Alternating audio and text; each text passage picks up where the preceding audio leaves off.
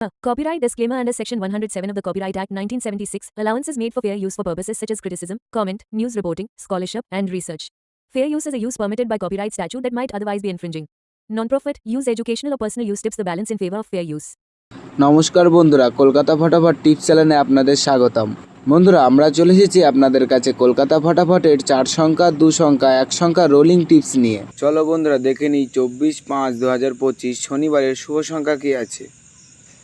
বন্ধুরা, আমরা 4 সংখ্যা রোলিং টিপস রেখেছি। 1 থেকে 4 বাজির মধ্যে 100 পাস পাবেন।